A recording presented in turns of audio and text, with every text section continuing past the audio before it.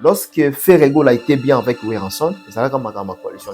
Lorsque Ferrego a été bien avec Kofi Olomide, et puis jusqu'à présent, Bazara a bien avec Kofi Olomide, ou on a bien en côté que non, Sangani, ou bien Baniba Salabou, non. S'il s'agit à Moutou, à permettre à héritier, ou bien Moutou, à jeter ma fleur et pas à Fali, et commis coalition. Merci. Ce qui a été raté, soit TJBT, non, bi n'a pas cet exemple. Référence Nezara Wenge. N'a pas cet exemple. Mais il y a où ils sont passables. Normal, peut-être un sous a été raté, ils sont normal. TJBT, ils sont normal. Mais soit tu profité, pourquoi tu vas normal? Alors que pour Nanga, il faut que tu aies Kofi Bachaïté, mais Bachawera, Bachajibé. Kolobaboué. Mais oui, je te dis la vérité. Non, Wanangana Osepilaté. Mais ça permet. Congola a raison, place raison exacte. C'est le gars qui a lobby, héritier Matalana ya Pamba fallait pour pas qu'il pakaote. Alors, musée qui dit fallait qu'il pakaote. Et puis il a reconnu qu'il y a parmi bateaux, Bosso, notamment les grands frères de Saï, c'est les qui binda, et puis n'a fallu pour pas. Et n'est pas si c'est Bosso. Parce que yo so montoyer à Loki, à l'équipe à Pessin de connaître force. Il y a un besoin. Pourquoi il faut Zara aîné? Pourquoi il faut soit Céléo? Pourquoi il faut soit peut-être bateau ferré, to bagolo? Pourquoi il faut soit bon? Toi tout ça, bafon ya ba francophone, quoi kotatina kati ya bafon na. C'est vrai que quand la to la muki to mo pe héritier watana bina stade de France, il fallait pour. Oyebi que prière nanga, il faut na côté ma bondeli. Entre Fali et l'artiste héritier Watanabe. Baye bani, très bien. Non, comme n'habité, non, comme Sabine le roman, pas tout ce que mon oncle ne fallait à l'obiango, mais ça a déjà hérité déjà l'obango. Si. Mais vieux moi l'obango, combien fallait répondre à été. Oh, fallait mettre Kofi 12. Tout le monde a una matanga. Fallait qu'il na matanga, yana na matanga, balikana. Matanga papa Kofi. Mais fallait qu'il n'a pour un respect, pe honneur ya liboto azaki nango, peut-être Didiston, banani, perdre pépé na bango, ala ni bango na matanga. Pour moi, je pense que Fali Poupa, Soka Thier, Penavier Quadraté, c'est normal. La Kinda News, Tokos, abonnez-vous, la petite sœur, on est ensemble. On va s'abonner en désordre. En désordre. Il y a les conseils vraiment à lobby. Tokos. Il y a la baille.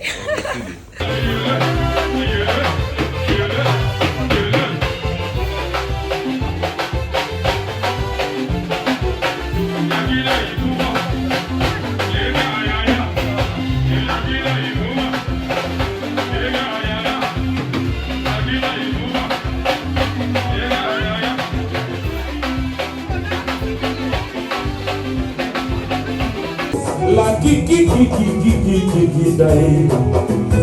Moi si nyoka e na kiki. Moi si mo bibatele nyoka sama moko wati. La kiki. Moi ça sama moko wati.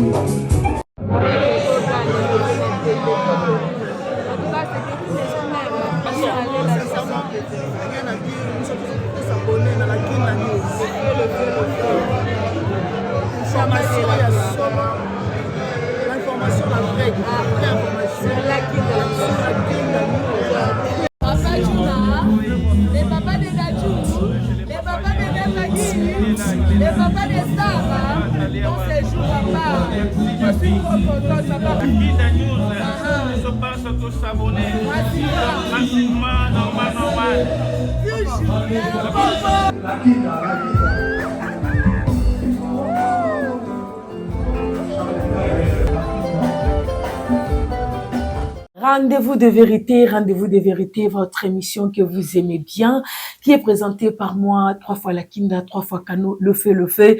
Bonjour, bonsoir fidèles abonnés, Baladi à la Kinda News Africa, Elengi Télévision, qui sera officielle. En tout cas, abonnez-vous massivement dans nos chaînes respectives, likez, commentez, partagez, c'est une façon de nous soutenir. Bobenga Kinga Bolobi, la Kinda, rendez-vous de vérité, Mikolebele, Bozo Yate, je tiens à vous rappeler que tous les chaînes respectives, Nabiso, kuna pe photo lukato sala to ko tiaba élément mais surtout aux occasions to zanga raté ko ya ko sa bino rendez-vous de vérité bisika wapi to lobaka nyonso sauf le Kuta, beaucoup plus c'est le Baka vérité. Et avant de commencer, je tiens d'abord à saluer mes sponsors, Velizon Bata South Africa, Segen and the Shop. La maison de M. Cape Town, Okozo Bongo, ba congélateur, ba radio, ba frico, ba meuble, ba caméra, ba trépied, ba donc bilo que belé beta tout Okozala décité. LMB Trading World. Voilà que Zaka y avait Lizon Bata. Kuna ce que les agences y a envoie d'abord envoyer ba colis Kinshasa Lubumbashi Afrique du Sud. Bilo connaît comment en toute sécurité. Aux en a Cape Town, aux en a besoin ba aider yo pour regagner pays. Aux en a pays yo moko famille. Aux en a besoin ba ça ba démarche non surtout. Ok kana LMB Trading beaucoup plus pour na bato bazana Cape Town pavillon Lizon Bata na okozala décité. Kinshasa to la takabongo na Galerie Lafayette 8 décembre Bandal Sinkin soko kotika kana 8 décembre wana avant comme un restaurant la congolaise on a des maisons na biso za na Galerie Lafayette des face à face jeans c'est bien basket c'est bien chaussures bien Lacoste c'est bien parfum est bien lunettes c'est bien en tout cas batonto classe batonto propre bala takawana tofongola pe maison na biso ya sika na maison mbungu kaka na prince wana na maison mbungu l'équipe wa makelele avant comme moni shop comme na maison na biso même biloko ya qualité bozwaka na 8 décembre bozongo pe wana na Galerie Lafayette oyo ya maison mbungu ya Willy Mouchine bazala mbe ya zala azali pe azakaka le véritable code mondial le seul et l'unique médecin totika na yeve nanga boga ya Willy na biso aleki ya bango débat kutezate maman chérie c'est maman es muté majonsi maes force Italia alobi la kinda yo koma kaka yo soko komi kaka okomona ndenge makambo yango ekozalela en tout cas bana poto bana monde entier bino tout bolingaka la kinda vous continuez à s'abonner massivement sans plus tarder avec chanter ça derrière la caméra Shadrach Colonie au régie finale à Fongolingachon na m'a invité du jour nanga vous le savez bien il s'agit de Shadrach Kakangai et archevêque Mike Lokamba. Ben aujourd'hui je dirais directement bonjour à l'archevêque Mike Lokamba. Bonjour Lakinda, bonjour Shadrach Kakangai, bonjour à tout le monde. Tout ça, on a pris en compte, il y a rendez-vous de vérité, tout na bandako, qui en tout cas, vous allez calmer. Mettez vraiment attention à vous matin. Cette fois-ci, vous allez vraiment calmer. Vous avez la champagne, mais là, vous avez la maille, mais là, vous avez la sky, mais là, lelo donc lelo vous allez discuter par rapport à la question de la kinda autour nabiso. Pour les comptes, toujours il y a culture yambo canabiso. Rendez-vous de vérité, tu bimaka ceux qui actualités zali, ceux qui nouvelles zali, ceux qui maramba bien zali. Donc raison pour laquelle mon présence nabiso, il y a Shadrach Kakangai, il y a Lakinda. Très bien. Bonne santé archevêque. Non, ça va très bien, santé, ça semble aller, Dieu fait grâce. Tout tambola lelo tout la volonté en Zambie, tout faire la volonté en Zambie, tout l'amour qui lelo, en tout cas en Zambie, on a photo, bandana pour remixer davantage, pourquoi pas, dans la journée, on ressemble même dans le thème, 6 fois, 10 fois. Vraiment. Prier sans cesse, donc je crois que les Zambie, on a des autres la biso, à possible paiement, pour que bandeko bauta la biso dans la télévision, ba mon abiso à bonne forme, à bonne santé, ba mon abiso qui est toujours le baboy, souffle.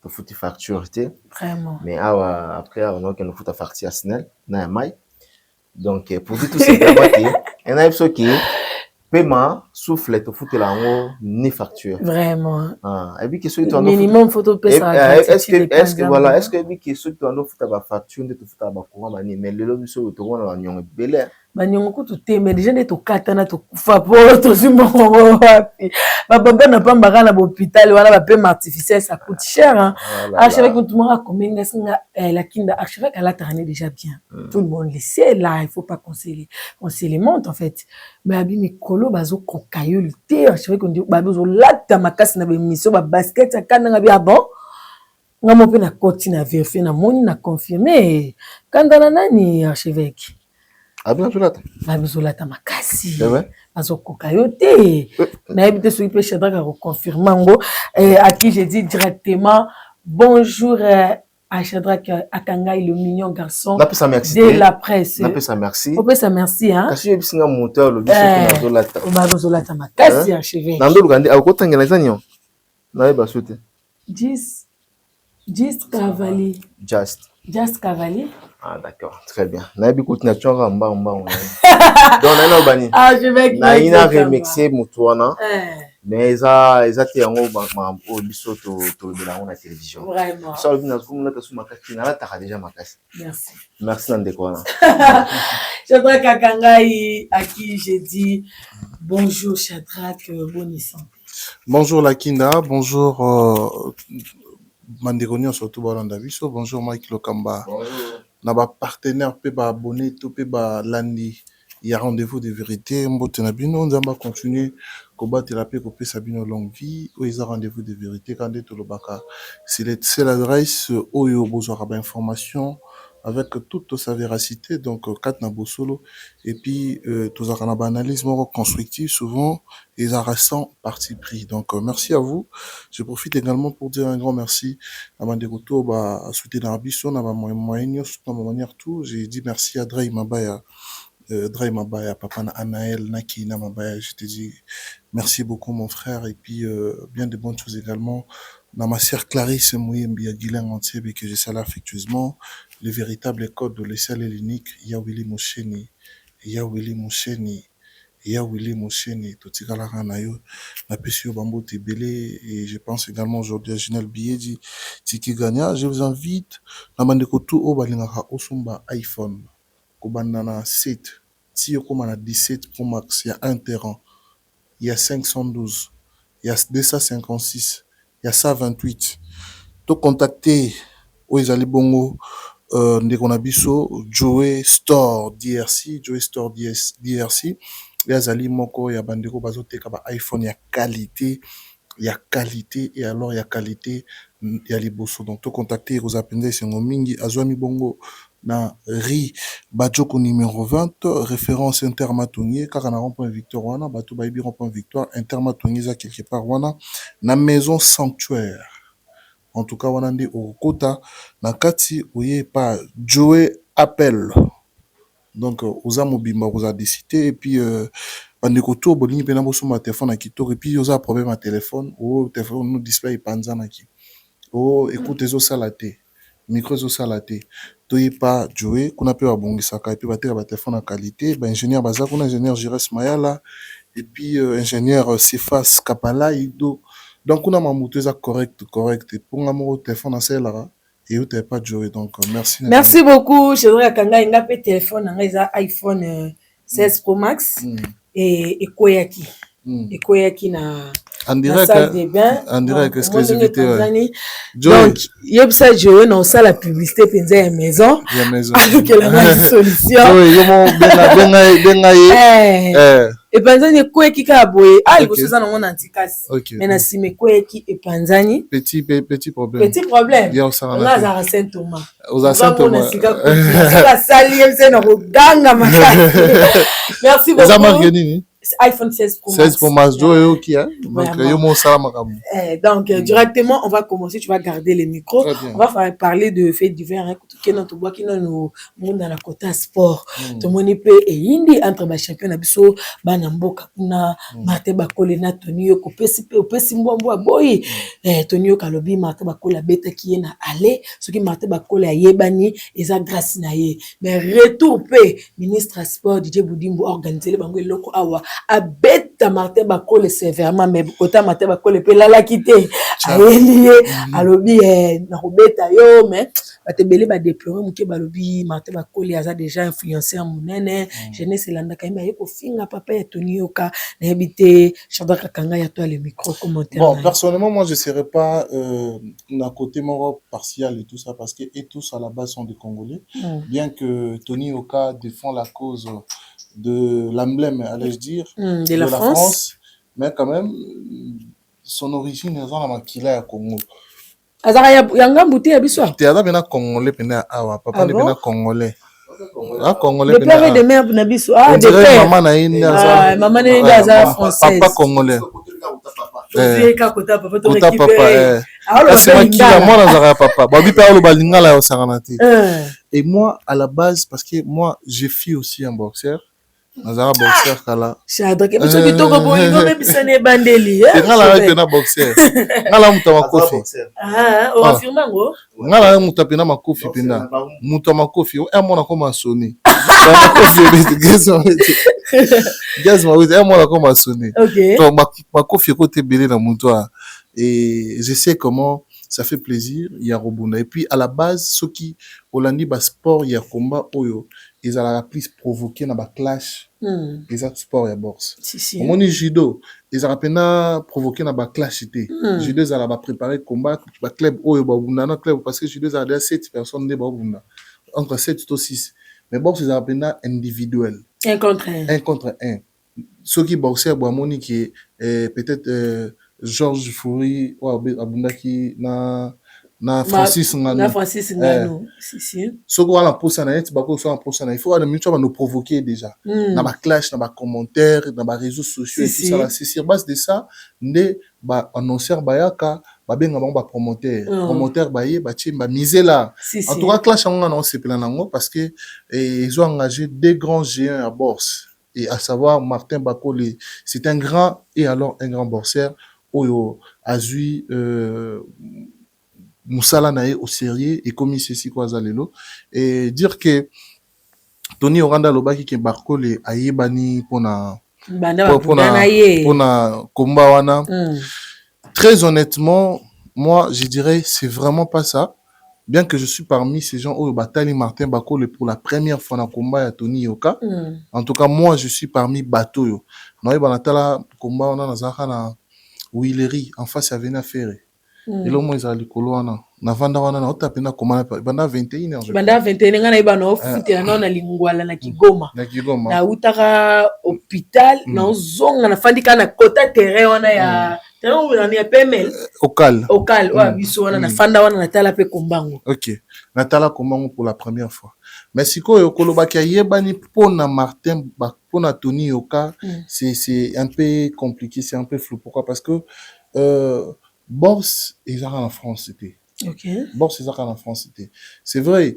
Après comment na Tony Yoka et puis ça qui m'a confirmation parce que quand même Tony Yoka à l'époque Kazaki champion olympique. C'est lui qui détenait le titre. Ouais. Donc Kobetaye Zala qui quand même exploit monene pour Martin Bakole. Mais quand même Martin Bakole a bandi ko buna ba combat makasi na Angleterre. Avant ça, à Bundi, à Québec, on a combat makasi aux États-Unis. Mais son nom n'était pas si connu que ça. N'a habité dans le domaine, Batabino du domaine, peut-être, vous voyez, mais moi, personnellement, je l'ai connu grâce à ces combats. Grâce à ces combats. Batabele, pena Congo, Baïbagi Francis Nganote, qui est Azara Borseur. Batabele, na Congo, Baïbagi Francis Nganote à Borseur. Mais Banda MMA, Abunda, Bunda, Sala Sixé, na Congo, Libanda.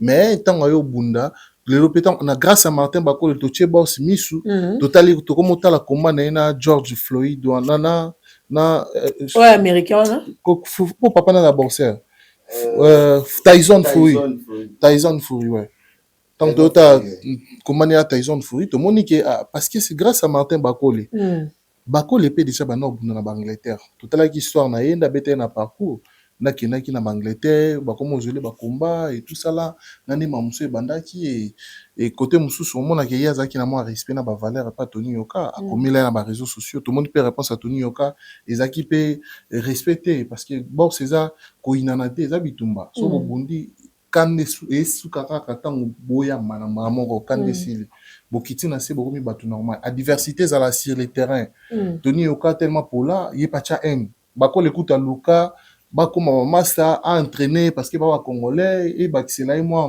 Bakole a entraîné Tony Yoka kasi ba eda na kana sparring boxe za bon OK so net ngana na combat par exemple yo archevêque pe boxeur et que la moni ba talent archevêque za moi makasi ezate ke ya lekinga archevêque na c'est plein de déplacement na mo bona na posa na côte sango pona que bunda bien OK ni za la wana eza normal eza logique donc il y a monnaie que Tony Yoka bêté parce qu'il y a des détecteurs qui faiblesse moi pas Tony Yoka. À l'inisco le roi Kutan Tony Yoka qui Angleterre parce que séjourné ba période wana Bah, ça, la moi, bah, sparring, peut cotiser, à comme là, il y a l'année là, et ti, en tant que Congolais, c'est moi, depuis tout bon, on a soit ti, les loba, oui. Ah Kende, bon? solana, batno, toni, yoka, yoka, ba, audio, on a ma bête, ba, vie. Donc, c'est-à-dire, il y a pas de qui moi, orgueil, et tout ça. Quand on peut, bah, quand on a commis, comme un peu, moi, les colos, il y a pas de l'orgueil. Mais, quand même, à ce qui concerne, bah, clash, voilà, personnellement, moi, je suis pour ça. Mais sauf que bah limité hein, tu vois surtout côté ouais, il y a Bako les moi bah langage excessif lui c'est un grand champion oyo azo mérité ko pesa jeunesse pour ça ya ko sala iloko wana hein et l'accepter que yo l'axi jeunesse et l'axi ko l'axi ba monter que clash na box c'est insulte non yo l'axi mutu ki munda cha liko fine wana abinga bena aliaka fufu so na bambio likofi moko na bambio 50 boules à fufu donc voilà quoi et moi je soutiens si vraiment l'initiative elle est en tout cas réalisée moi et que ça langa bien parce que ko bundisa koma modèle wana na kata Congo ça date, je veux dire, plus de 51 ans passé après. Alina Foreman. Combat Alina Foreman. Non, tous les combats et envergure, on a été dans la boxe. Vraiment. Donc, ça l'a bien. Et puis, la jeune génération a vu sur la boxe au bazar, ah, bah, aux AP, courage, yako, salam, salam, malam. Merci beaucoup, Chandra Kakanga. Il a la fan ya boxe. Moi, je regarde beaucoup plus MMA, hein, na linga penza, des bons bêta ragnon surtout. Et je vais prendre aussi l'avis de l'archevêque Mike Kilo Kamba. Bon, question, tout le monde pronostic était. Bon.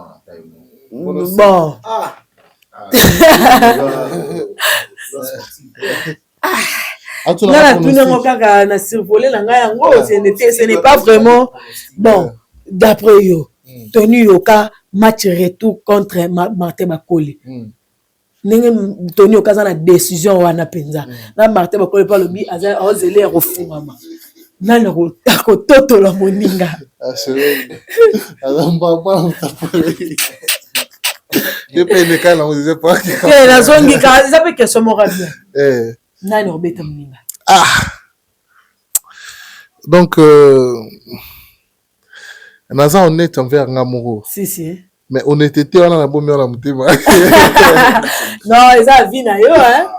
Mais à savoir peut-être rapidement à savoir ba boxeur on a nyo soba ba boxeur talentueux. Ba boxeur talentueux. On a ina loba.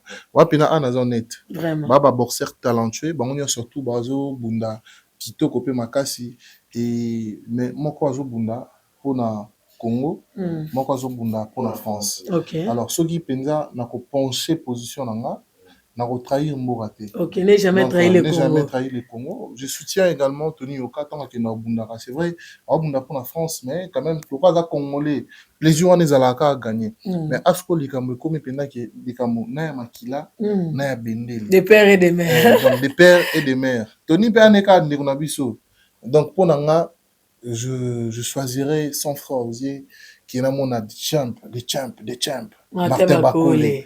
Donc, merci beaucoup. Peut-être tout basé dans la République démocratique du Congo. C'est l'air souhaité. Peut-être question à Isala qui a eu performance aux hommes n'est pas à Martin pendant tous ces temps où il y a du temps il y a na kata box tout le monde na Martin té na ring. Et puis performance aux hommes n'a pas Martin na performance où il y a un boxeur congolais Tony Yoka.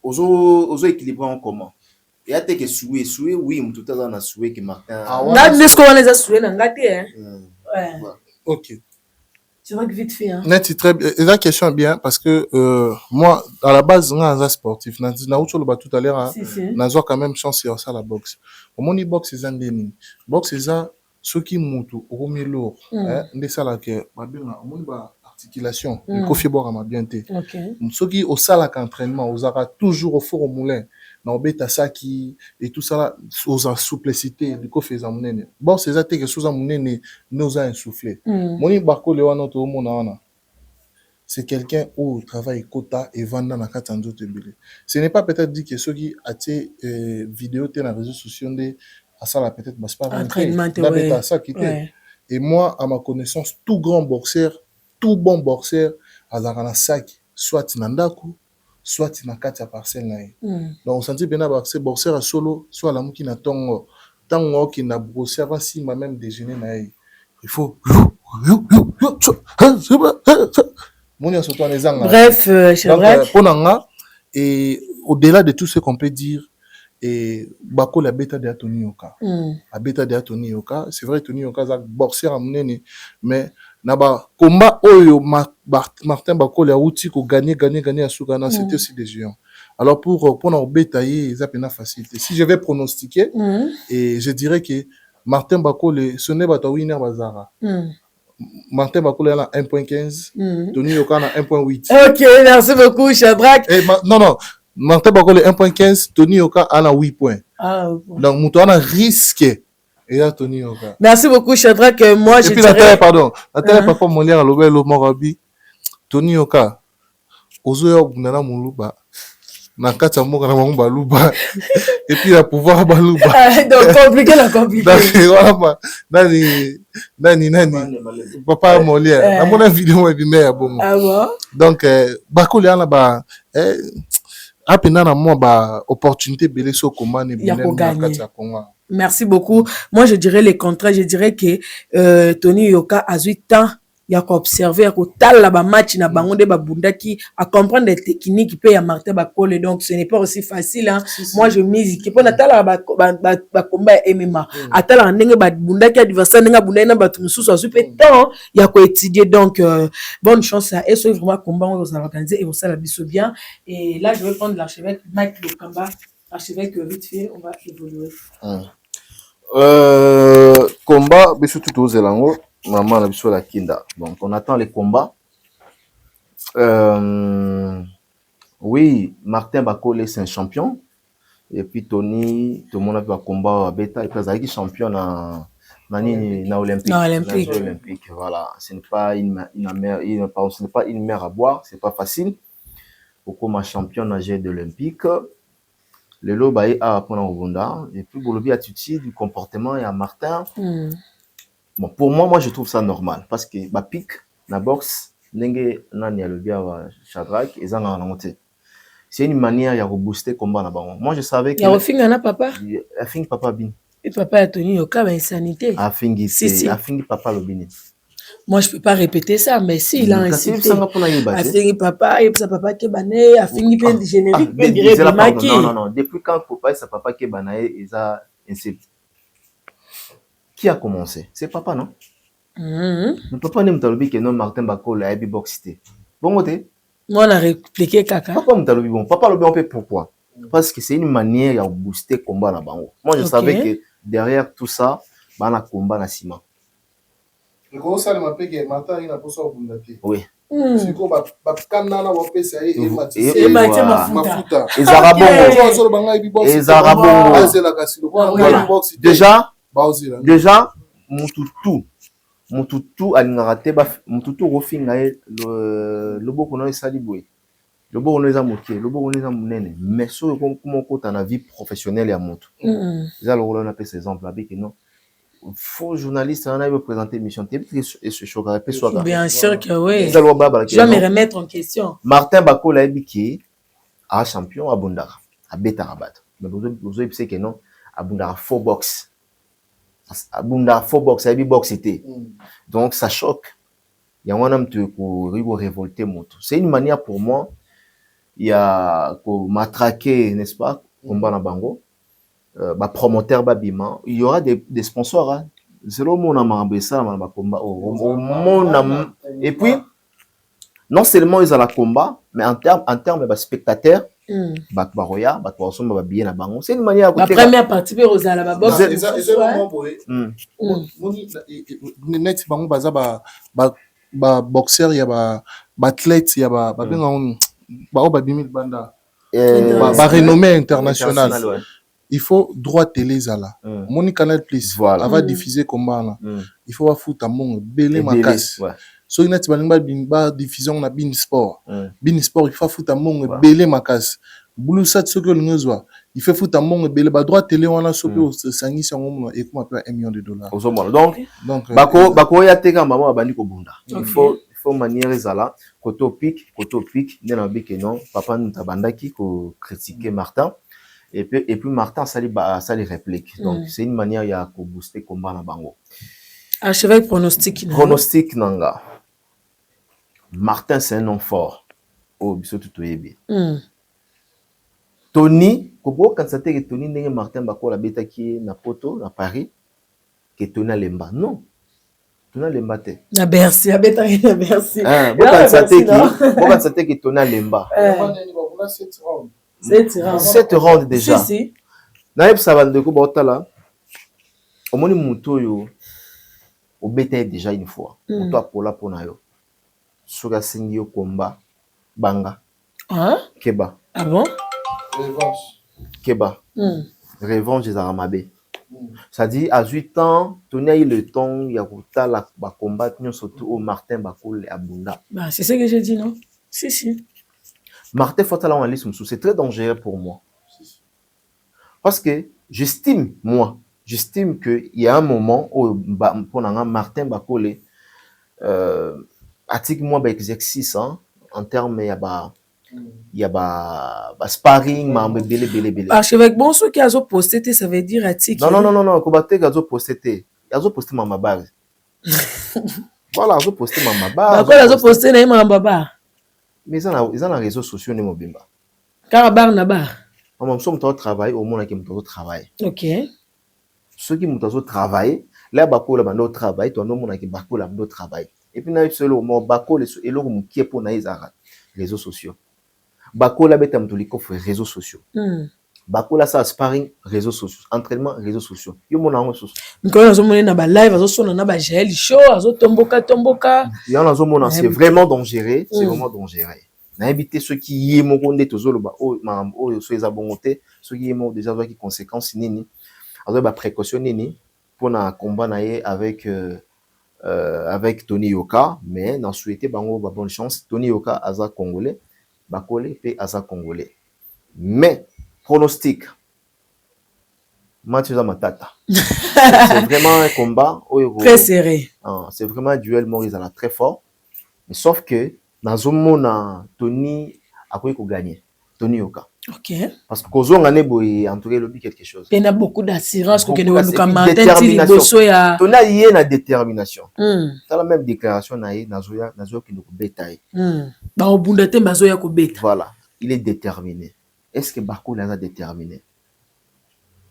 Questionnement. Merci beaucoup, archevêque Mike Lokamba, fidèles abonnés. Continuez à liker, à partager, à commenter. N'hésitez pas à donner des remarques. Vos remarques là, et ça la rabisse vraiment plaisir. Après 10 jours. Je suis côté non que Fanny Nayo. Koto Chetemba, Koto Nini Ngwasuma. On a la boîte. Non. On a ba retraite. Koto Nini God de Chulup. God de Chulup. Matapoto to comme la God de Chulup na bandala. Archevêque, directement, je vais aller à ma deuxième question. On va parler du passage d'héritier Watana Benabova. Balobi Wataki na Bova ke koluka nini akene ke pa Chimska Bengele. Waneza ko yako provoquer ba goloate parce que toyebi dernièrement ekenda ke zonga ki wata ko kanga Maduro en otage ko memaye na GB mutu moko te ya la team akota na Bova e ba ko betama depuis makambo ya Charlie Prince mais tomoni wata na Bova archevêque wata zo banga makambo te. Bon, peut-être et pas à Batu Soussou ou bien Batu Zobima Batu Soussou. Et Zobima la héritier Watanabe a une provocation à côté na terrain où ils a été. Moi je dirais que la qui aux citoyennes congolaises aux a droit ya kotambola na ba commune nion surtout aux a droit ya kotambola na ba quartier tout na ba Veneto donc loi ils permettre bisoto tambola tout comme faire gola azan la droit à kota GB azan la droit à kota bandal donc mutinyo soto donc mais tout le monde tension on est dans l'état tension on est dans biso ba yeboye parce que mibe ko zarande ya l'état tension on a eza ya l'état éviter que non soki tension na bino ou bien boswana ki ou bien bobundaki yo comme on a accès ou bien habilité à pikisa muninga kota na je pense que héritier libre, tout comme Ferrego est libre, Bandeko tout bas libre. Je condamne d'abord la Bandeko Bazoloba. Moutako ta lingua la te. qui sont des personnes là oyo ba pesi bango, n'est-ce pas, ba mandaté bango par l'état ba biki non voilà bino momo pona bato o auta lingwa la te o akota lingwa la te. Non, déjà c'est une infraction.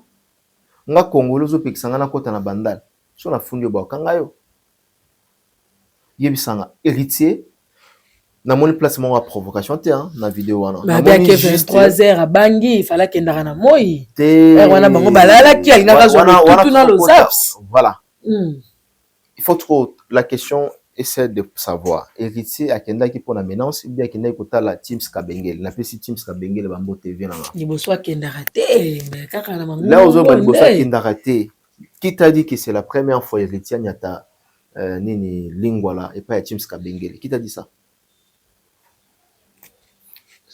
Peut-être c'est une coïncidence na makambo ezoleka na ba réseau na visite ya héritier watana bende e balani ipsanga mutazo ba na kina obongwa mutazo ba ke héritier bangi bien a rekota 22h bien fa kota 8h ce qui héritier koti 7h et là on est ça par exemple selon bato bazolo balaka ki akobeta ma makasi archevêque na Congo to na eloko to benga biloba loba wana ba Golondo zo traité bato biloba loba et yo taimo moi je parle d'une manière générale est-ce que ba Golondo mba bon oui bango ne mtu apesa ki mani yo mi ko qualifier bato o Gaulois te taimo te match dans zo ba clameur moi je parle de la clameur publique ah OK ndenge mokili ezolobama mokili solo mate ba Golondo bapesa ki mbando balabi spiritas moko te akende bovalingwala wana eza zone ya faire gola le padre Jésus de Nias Gaulois sala na service ni ba Gaulois na basala na service ni par exemple zo minimiser bango baza ba faire na faire gola on les attention na yo ne mutu ba penser na ngate ngana tuni basala ka wapi na service ni et bon okata makolo na lingwala archevêque te lakinda lingwala eza kununda kunanga moni baje wana dia loba kyango nga baje wana ya baje wana eza na bato na bango baponaka parce que pourquoi na bapona parce que Mike Lokamba j'ai été toujours félicité et remercié par les Gaulois. Ah bon? Dans le bango awa, moi les Gaulois me félicitent, les Gaulois. Quand ils me voient, Mike Lokamba sala musa no bien. Ah, koto wana kene na bien mais moni nini bu apesa nga pe idée. OK. Même la poto. Nga mina sanga te pas avec non, je suis un homme honnête. Bon attends na poto, je n'ai pas de garde quoi en Europe. Évitez que na poto est plus dangereux qu'ici. Obanga ba fongolo muko. Na poto kutu na moni awa mutako menace mutaye ya kotibwe. Mais ba ko menace na restaurant na poto bat batala. Ndo kota mamuna mina zate. Ba pe ba bimission na restaurant malembe. Salut frérot, est-ce qu'on peut parler? Viens s'il te plaît. Voilà. Rien, hôtel maté. Hôtel maté. Net si jour mon aïe na un restaurant. Voilà, chez Franck Poutou, vient l'abso Franck Poutou na PCM. Pas je viens l'abso chez Franck Poutou na PCP en botte. C'est un restaurant mo be kana bosani kombo. Jomo baye. Tout ça nga zaisco voilà, za na maître Mika Mongo, na zaki na masa na biso moko boye, na Lyon na idor bokwala. Masa na biso ba vimba maître Mika azana masa na peu ba vimba ba maître. Jeune moi baye. Ah, le comment ça va? Tu vas bien frère? Oui, ça va. Est-ce qu'on peut discuter ailleurs? Tu viens? Maman, maître Mika Nyatinga, Abi, Kobujete, Atunier, c'est quoi l'affaire? Ote, Nana Soane de Kamorbe. Abi, ce qui va permettre, on peut pas téléma. Oui, on va permettre que soit quelque part, à un poste la publicité. OK. Bref, Nana Tali Saoundenge, la réalité, ça la poto, la réalité, ma bange za na nzela muta obundisa obuzo bambie pona na poto libanga mine eza pa pamba te feza na ba place ma bange ezali bazo tonga po mona libanga na chantier feza chantier je vais par là tu veux dire quoi? Daina loba tout simplement que ngai ba menace wana yozala te en aucun jour parce que naza chouchou ya ba Gaulois naza chouchou ya ba fan il y a des artistes et musiciens, dans la chouchou, il y a des spiritas, dans un oncle, il y a des warriors, dans un daddy, il y a des wengemen, Ozomona donc na mutu apesa ngai ba kombo. Donc Gaulois Morote a komona Mike Lokamba a simbete na litama. Archevêque débat oizo kende pe musika biso to yebi musique. Héritier Watanabe a na droit ya kokota air nyoso tout. Tout comme te faire na zo bandela awa a na droit. Yo tabimara bimara na été. Voilà. Donc ceux qui vont qui héritier a kina autant ndeko na ezaki pour na ménoncité, bien que ba memi yango affrontement ceci c'est là donc rien à voir. Rien à voir. Alors on va dire ni débat zo kenini et que ma to yebi musique to yemba to chaba date mais ba débat on dirait comme beaucoup trop ba menace et tout Charlie pour ça ko betama na condamna qui déjà yango mutu moko te mettre mon côté mettre mon côté ba sur habilité déjà pour tout parce que Charlie a lingini makambo te ba to la biso boyi ba Mike Lokamba nga za la ngungi na kota na zolo so na kanga mio na zolo en tout cas ola nanga tilobi faut pas ça l'opération zolo donc surtout bato tout sur la côte yo na bimate ingelo banini ngai loko nanga okukanga makubeta boloko d'accord oza menace yo moko tourna yo moko so betinga tenga na beti yo so oza na bato belé eke ba menancenga okusala boloko to yoki ke faire rigolo à porter plainte non abi se sont ainsi en insécurité à porter héritier Watanabe ba ka kidnapper na peut so po yoki ngo déjà bon je ne sais pas to yoki ma sur la plainte na moni nani ndeko Mishka lobby mais déclaration pe ba communicateur à faire ba boyango ba beza lokuta. OK. Jusqu'à présent vraiment non to monité qui est document officiel qui fait rigolo la portée héritier Watanabe plainte. Bon, peut-être les ont dit, bah, tu as la même spéculation, tu évites entre guillemets, si cela est vrai. Mais plainte, souvent, c'est dit à quoi, par exemple, selon ceux qui ont plainte, et vous allez par rapport à quoi? Moi, je trouve que. Kamate, Maduro, Mamemie, Nabi, là, vous avez fait apporter des connaissances héritiers plainte.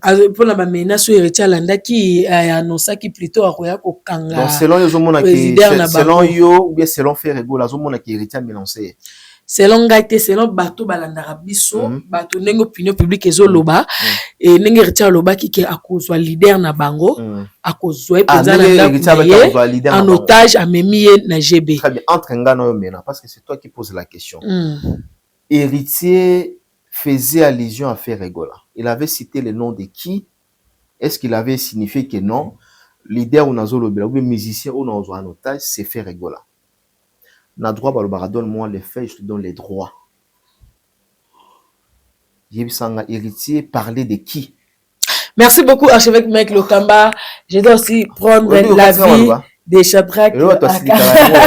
Ozangi réponse, il y a mon place. Nazangi réponse, c'est parce que Ngaina yo to yebi bien que héritier Watanabe faisait allusion. Parce que si tu bito zonga na débat wana, journaliste a posé quelques questions. Pour mutu o abeta ki Charlie Prince aloba ki bien que etikali ba spiritas. Donc mutu wana za mutu ya fait rigola. Tant héritier batuni question à répondre mutu wana alobi soki bo meki ata na spiritas moko. Nga na rejoindre leader na bino. T'as une leader te. Bon, alors qui na rejoindre leader na bino. Leader, t'as leader te. Non. Michel na bino ouais. Aba leader. Donc Michel na bango. Michel. Marc Ozala musicien te. C'est compliqué. C'est bon. Je vais aussi si on a posé la vie. Oui, il n'y a pas de souci. Merci beaucoup, Shadrach Kangai, illumine l'occasion de la presse, bien habillé, Shadrach Kangai. Nazo kokote na moni Lacoste en collaboration avec Netflix. Na habité Shadrach Kangai héritier wa Watanabe bakene kokota bo fa bato balobi toto ya tembe déjà makambo yo tika olingo zungela suba makambo yo ya ba frontima to yoki déjà basangwa chetemba ke faire abima na chimpoi lelo susu yo yeli susu ko lukaya domicile au problème ité chez Shadrach mignon impressionnant yo ezaka nde archevêque alobi la situation est tombée juste moment coïncidence ouais. Parce que à savoir James Kabengele azali pangi ya héritier. OK. Omona obino mo utali na video na benge Masha Mumenu. Na sa Masha Mumba balu baba ebi makila nanga. Makila nanga. Na profiter na pesa mbote ya propre pas venir na James Kabengele l'homme des immeubles ya tonga GB Beauvant donc on a vu koloti na biso. Déjà même ngai pe la kinda. Na kinda na mayangani. OK. Mon Tim Skabengele wana libanda wana eyebani. Chaque jour Badjika Bayaka, chaque jour Bamisien Bayaka. Et puis héritier, on fait partie ya bato bakina kotala ndeko na ye Tim Skabengele. Oh, ça là sikati. Ya sikata kenda kuna trop asala pe ba vidéo, so ba kewana au mona Tim ça le vidéo et tout ça là. Et ça première fois té. Okay. Et puis likambo yo, eza likambo oyo général Kanyama lita nango. Na opération Likofi. Que bana lingwala bakota commune Kinshasa te bana commune Kinshasa bakota lingwala te nyonso to wana eza makambo oyo bandeko bele bakinela ngo babulu bandeko bele pe bakufa po nango parce que eza likambo ekoki ko continuer te comment batu moko boye to équipe moko boye kozwa courage ya loba na congolais na citoyen congolais que yo ozana droit ya koleka place boye so tali pe bien mutongo a violonné te abomine mutute asaline pe le côté ça pour moi non mon trop absurde. OK. Moni bandeko oyo bazolinga ba associer Ferregola na makambo oyo que tobetaki bato ya wata tobeti Charlie pense tikali bato ya wata et puis bandeko bazo s'accaparer na makambo wana que wata sali vidéo na ligne wala obiki et tout ça et là ba golote mabek enaki 23h soit enaki moi et puis tant bino bato bamona rabino na artiste bo s'affiche kana artiste Ferregola et que vous veniez à chaque fois ce qui est comme ebimi au réseaux ciblés réseaux sociaux on estime que baba bureau artiste on estime que baba fan au bas rapproche na artiste comment à chaque fois tant makamwana modèle wana bimaka boyaka kozo makamwana bo s'approprier nango. Parce que lelo ceux qui par exemple ne wata ki kuna na butu kozonga ne kaka sala accident to kozonga ne kaka kutana likama mobo xy yosko mutozo ki courage yo sala vidéo ki ngayo biso to kanelio na lingwala obiki biso bagola to betaka et tout ça là les infractions.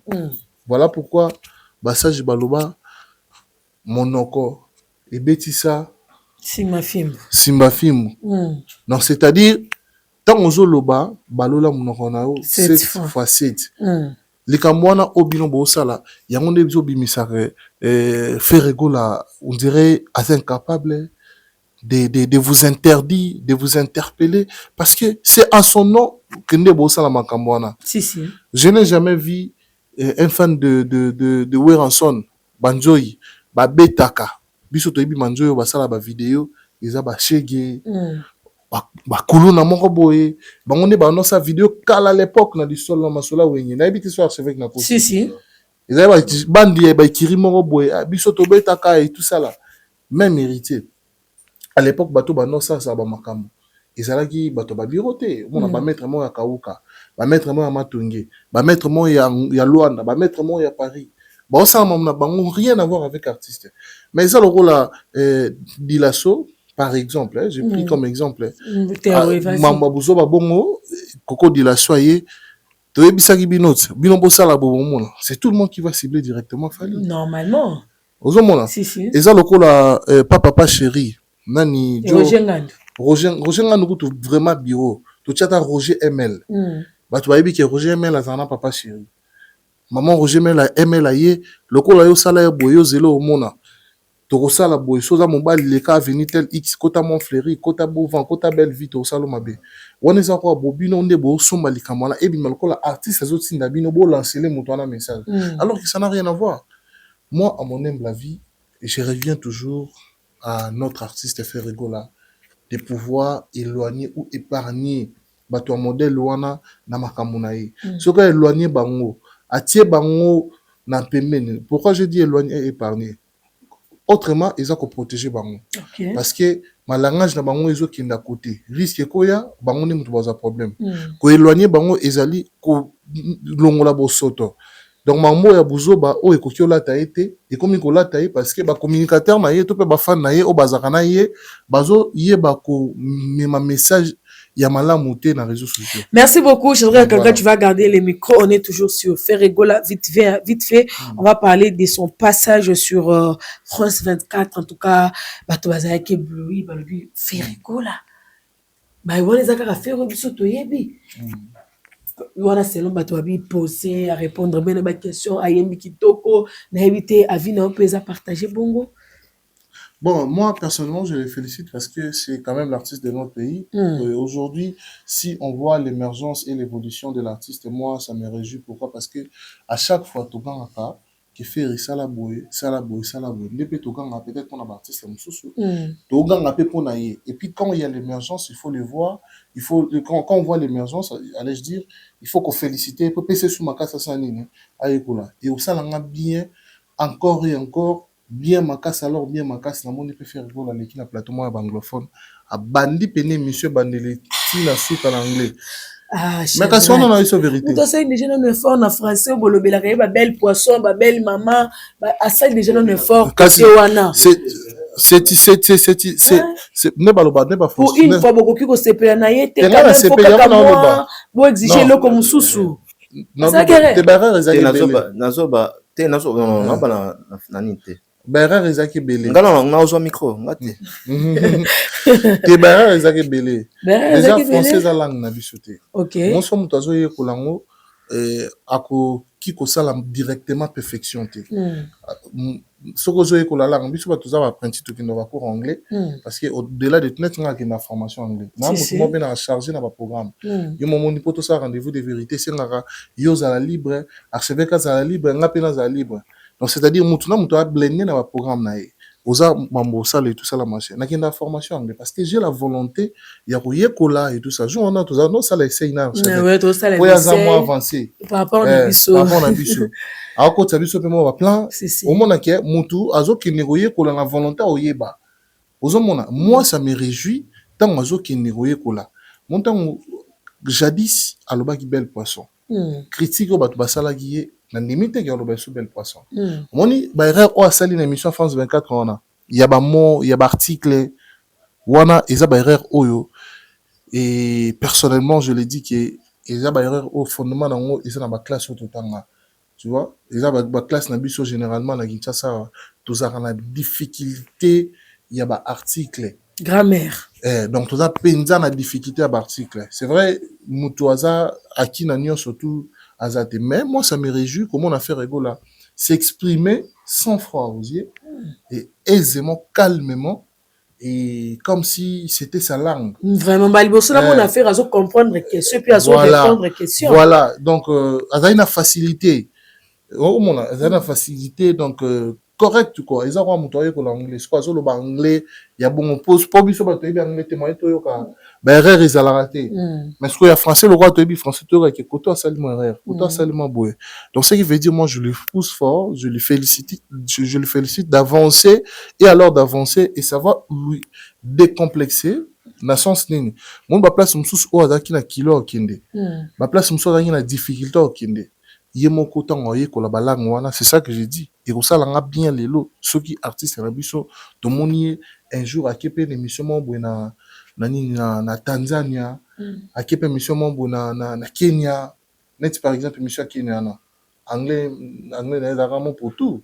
Pour ayembaka mafundima dendo. Ayembaka nini? Ils ont Kenya non? Il y a un cas d'Ivoire. Non, Kenya. Côte d'Ivoire. Émission masala na Kenya boy, non le émission masala na Kenya. Ayembaka nini? Ozo banini? Ils ont la Kenya. Na Kenya, on a le ban na Kenya. Côte d'Ivoire. Na Kenya, c'était une émission en anglais en fait. C'était une émission en anglais, je crois que c'était à Kenya. Ayembaka nini? Mafundima dendo. OK. Net émission là, sera l'équipe sous wana le sous mamoun faire go attends yaki abana même ko prononcer te ba ko le anglais te. Maintenant OK a beti pina pa et ça fera du bien. Et puis c'est ça complexe. Côté chant. Côté chant en tout cas moi je lui donne encore de force parce que mon dynastie sans se voiler la face et flop il est quand même sur 61 chansons. Et ceux qui n'ont pas moi d'où je dirais même 10 chansons oh bah tu bases quand même temps et on prétend le et puis 10 chansons des qui nini ali bosso na habité sozo archevêque volume ali bosso ngana turbako kangama royaume kunga na 41 oh ba oso bimisa suka awa ya suka wana oh bimisa volume 1 volume 2 na 41 wana oyo kandi muka moko musuka moko ngunde comme za succès lelo Ferregola éliminé. Voilà. Oh, Bajalou pamba pamba éliminé. Voilà la monnaie on est comme ça succès Nicolo. Mais siko pena à part Manzembo bima liboso na dynastie za ki flop. Alors code 16 na bango bazo bimisa. Et bébé bonga. Et bébé bonga. Nzamba sunga ba changer notre titre puis on a ngwana. Oh. Ba changer titre album. Shadrach. Code 16 et bébé bonga on est sur l'homme. Archevêque. Tu m'as sali l'inspiration de moi et pourquoi ba pesa pourquoi na lobby ba changer ngo comme moi parce que ba utiliser qui comme moi na situation moko boya malamu te. OK. Situation on a été sur archevêque aux attentes nga ba stisa qu'on a situation que bazo beta mutu. Vous comprenez? Pour un artiste qui ngani ne ba lobby au code 16 bébé bongo simbi papa Hervé to rosa ni ne bébé bongo. Non ça dit ba ko beta yo e beba e bonga. Mais ce que code comme nini wana pourquoi ko tsango ezala lokola thème ya album pona nga en tout cas c'est parmi ba thème ya mabe ya suka ya mabe oyo ba ko tsa pona album wana soki eza na banzembo kitoko. Donc à part wana ba history ya banzembo emi on a déjà fait une belle voix et moi je souhaite que sa voix ne puisse pas être limitée cette fois-ci, que cela puisse s'introduire ou encore traverser nos frontières afin que l'artiste puisse avoir encore de l'audience à l'échelle internationale. Ça lui fera énormément du bien et nous qui sommes congolais, nous qui défendons la culture, nous serons aussi encore émis et contents de savoir que notre artiste n'est plus à un niveau où on va lui comparer qu'avec les Congolais. Donc, c'est-à-dire, il a franchi des limites. On peut lui comparer dorénavant, peut-être avec des Nino, avec des Céline Dion comme il le souhaite, avec des HR, avec d'autres artistes, et que cela soit fait de manière constructive, enfin, que son album soit bien concis et que Mvoanaye et Tobolapena tempa.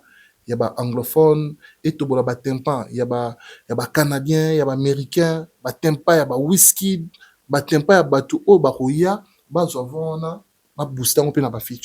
Merci beaucoup. En tout cas, tu as très bien répondu. Chandra Kakagai, je vais prendre aussi l'avis vite fait de l'archevêque Mike Lokamba, archevêque Ferregola, passage na France 24, ton avis. En tout cas, je suis très content. Hein? En tout cas, je félicite aussi les Gaulois parce que de temps en temps, tout ça là, bah, critique comme ça, bah, je rappelle, bah, message nabiso, bah, doléance et comme pas à l'artiste. Et cette fois-ci, il a essayé de manière à ce que tout le monde faire et à se comporter dans un plateau de télé. De la sorte, il a s'exprimé, hein, il a exprimé très bien. Fois ils ont raté. Parce que Chanda Guinea Tolba Awa, mon français, même na France kuna, bako na ngopé ebele ba maîtriser en ngopé. Tu vois, c'est tout à fait normal. Mais je m'aimerais à chaque niveau, à chaque domaine, il faut qu'il y ait il faut qu'il y ait la perfection. La perfection. C'est-à-dire, même à travers tout ça, l'émission, il y a qu'à toujours à chaque jour, il faut toi améliorer. Il faut perfection et ça la maka. Dans chaque domaine, dans makamutu. Je m'aimerais voir Ferregola, peut-être les Lobikuna, avec un français standard. Quand je dis un français standard, c'est-à-dire un français qui a souple, qui est riche avec des vocabulaires, vous savez, riche de vocabulaire, n'est-ce pas, avec pas trop de fautes grammatiques, le plan grammatical. Et voilà, il y a un petit salaire que non, moi français, moi finolé, moi français, moi bien, moi malade. Bon, si je comprends bien, on a tout faire comprendre. Alors, français, moi raffiné. Bon, surtout comme le français raffiné, wana to guma pena la séance est belle. To guma pena la séance est belle parce que français raffiné ming to bika confier le bidé Félix Oazé quoi bato pena ba français zulu kawana. Avec Papa Wemba personnel. Alors baka français eza compréhensible mais avec na ba gaffe belete standard. Ouais. normalement so muto azo mekata ko ba français alors kana vocabulaire mo te ata yo ndingo za wana ya ba mo mususu ya mo mususu au remplaçant pe na vocabulaire mususu est riche, c'est ça non? Si. Donc voilà, mais la lire oazo kenango ils a déjà à lire moko ya bien. Et puis français lisusu esengaka ya na bi français moins standard français mususu esengaka il faut ba adverbe ezala. Adverbe on te peut sa couleur, n'est-ce pas? Couleur il y a phrase. On appelle cet exemple moko dans le but que non il est belle par exemple. Moi te keza non eza mo pousser. Moi te keza phrase eza no kitoko mais et komi pena na symbole yango pena kitoko te. Qui la porte est ouverte. La porte est grandement ouverte. Donc embellir français là. La porte est ouverte. Hein? La porte est grandement ouverte. Le bilan est largement positif. Par exemple. Je dois embellir français, c'est ça. Auto c'est rappel la faire régler. Ben yamba kitoko batebele balobi. Donc oui, ba journaliste amba ba yamba batebele mais faire on dirait ça moi quelque chose moko. Voilà à quoi c'est. Alors c'est vrai que le photo français là. Ils pardon la bâtiment ramouké. Moni biso de batota une communication. Tant que ça la mise en bouche. Mise en bouche tant que ça la mot so ça la difficulté. Il y a que ça la prononciation à bas mot. Tout un exercice tout ça là. Arrête studio là il faut à l'époque. Ah to chara nini? Na muno stylo. Stylo na muno ouais. O te pena stylo. Adverbe. Voilà. Bah mon mot c'est difficile. Par exemple, ce qui autoringo la ringologie. Au kokolo ban faut battre muso la difficulté à prononciation. Faut ça faire une soit dit que bonjour que ton bonjour soit raffiné. Au moins même so les autres tangayo so il peut les autres professeur à télé vas-y appelle bien soit attends on a bien vitré. Procrastination pour le bangoté. Tu fais la même chose. Te bien va terme journalistique. Voilà. Ozo suggérer ni faire ça avec exercice wana. Bon, eza moni muto za kuso yekola. Azara na sonité. OK. Moni tonga ki na cours anglais. To comme aloka bana maternelle. My name is Shadrach. Moi, professeur, non, pas comme ça. Non, Shadrach. My name is Shadrach. Talking about yourself. Merci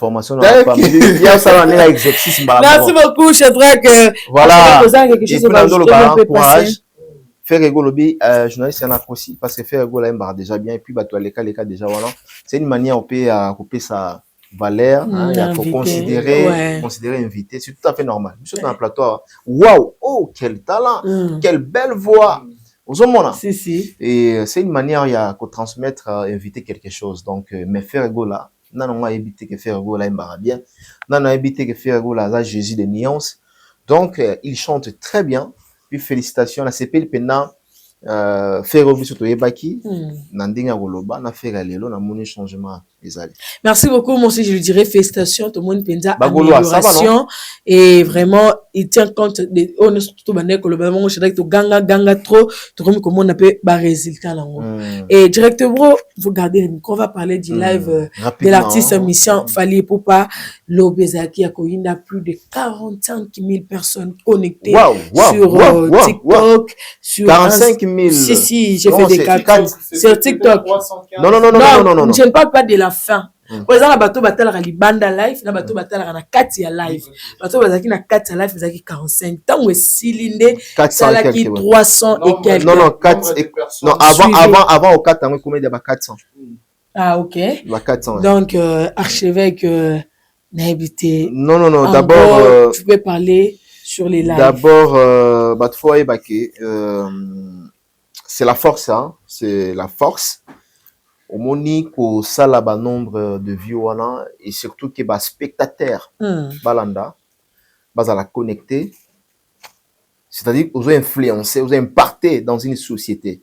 Les artistes comme Fally Ipupa baza ba musiciens baza plus influents dans la société. Donc ça on se regarde le but qui a zo kota live Mokili Mobimba. Il a annoncé les lundis, hein. Les Voilà. lives, c'est Mokili Mobimba. Mokili Mobimba. Vous savez que ces derniers temps, Fally Ipupa, il a du mal. Bon, je ne sais pas sur la stratégie. Il y a communication, ou bien il y a bureau, il y a staff. Il est trop rare à la télévision en termes d'émission. Mais au moins, à ça, direct, pour communiquer dans le mélomane de la bonne musique, c'est vraiment une idée aussi. Mais toujours jeter là en bas flair. Mais c'est que moi, j'ai remarqué lobby live, déjà en termes, il y a Batou, il y avait aussi des artistes et musiciens congolais qui étaient en direct. Il y a live, il y a Fally. Ton entend ma musicien. Ah bon? En même temps avec Fally, bon, ça qui va live. Qui connecté. Ah ok, on va dire qu'on a live, voilà. Connecté, bien scotché. Ok. Avec des popcorn. Ok. Donc, nana loba juste que eza mon amboka qui les sous kobete la biso li solo. Omoni batfoye ba loko moko la kinda. Fally lobi aeki koteka concert nae, aeki koteka album nae. So la ni communication. So la ni communication Fally. En dehors ya maramuto lobi, Fally aeki ko vendre concert nae, aeki pe koteka album nae. Na sepeli pendinga teki yango positivement très bien. Okay. Bravo à l'artiste. C'est communiqué. Au moins le communication à la télévision yango wana. Même à ta deuxième stade au zéro mona lelo l'air toko takota au mona ndenge à lire vitesse au rejoint en termes ya ba achat ba billet. OK. Ça dit c'est une manière ya communication ya oteka ba ya oteka concert na ya oteka pe album na parce que 48 heures au bat 48 heures bato ba ma précommande album bazana ba ça tirage au sort bato ba ko assister na lodge et tout pendant les concerts. Oui, ça veut bat déjà ne ba somba. En tout cas félicitations à la stratégie na bouquet la stratégie au Fally au sala. Et puis na sepeli na lo moko Fally lobi album na oyo Ezoya XX. Oui, formel 7, alors qu'il est meilleur. Mais cette fois-ci, il est meilleur plus 10 ans. Au moins, la grandeur, il y a artiste qui a travaillé. Il a sûr et certain lui-même que l'album n'a bien. Banzem n'a bien. Il avait dit la même chose dans la formule, c'est qu'il dans la conférence, il y a Stade des Martyrs. La formule, ça a 10 ans. Et la même chose là-bas, que vous avez un meilleur album, il y a carrière, voilà. Et vous avez assisté on peut répéter, on va répéter, on va bien la formule, c'est un bar à bon. Si on a bâti plus de 10 ans. Et le kama. Na moni ko to l'air bâti ba extrait ba tout ko kata te mais bazo kata parce que bâti exclusivité ba nze mona nuna ne demitier voilà yebi congolais comment nze mona na ebiti so iba question ya wana la question ya wana ngalo baka sur les lives d'une manière générale voilà et puis d'une manière générale ateki concert nae d'une manière générale aiki koteka album nae et puis nakati wana aiki quand même merci beaucoup. Tena continuer na yo. Nasi sana yo puis directement na. On va parler de Héritier Watanabe qui a été cité pendant les lives de Fally Ipupa. Passage à Héritier Papa Pi Boma, Batebele Bayaki, Baseka qui Héritier Baba qui Héritier sans esprit, Amikiti si Wenge, en plus tout Fally a riposté tout le monde car bureau Fally mo kwa beta 12. Mais tout le monde ika de yanga tuna question bi Fally tout le monde qui Héritier qui popé sur ba force écoute à sepela kabiso ba opeso mbongo fo ba pesa yo po bo futaka ba droit d'auteur na bino ba sokoda tout Fally a le bel Héritier Watanabe batebele ba apprécier il a parlé avec son cœur je sais pas yo kolobadi le grand esprit les deux grands esprits se connaissent. OK. Voilà le bon pendant le qui est moi ibesika to yebani. Non, les deux grands esprits se connaissent. C'est-à-dire entre Fally et l'artiste Héritier Watanabe. Baye Bani, très bien.